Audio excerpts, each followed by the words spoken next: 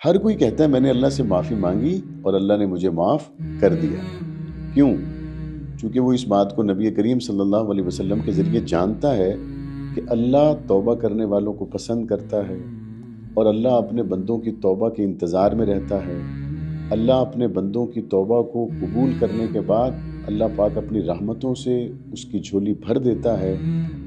جب ہم اللہ سے ایک مرتبہ توبہ کریں اور ہمارا دل یہ گواہی دے کہ میری توبہ قبول ہو گئی، اللہ نے مجھے معاف کر دیا، جب ہمارے سامنے ہم سے کمزور، چونکہ طاقتور تو آتا ہی نہیں ہے، ہم سے کمزور کوئی معافی مانگنے کے لیے آئے، ہم کیا کہتے ہیں؟ جب تک 10 چکر نہ لگوا لوں، پہلے FIR نہ کروا لوں، جیل کے چکر نہ لگوا دوں، ساری رسی کے بل نہ نکال دوں، تب تک میں ماننے والا نہیں.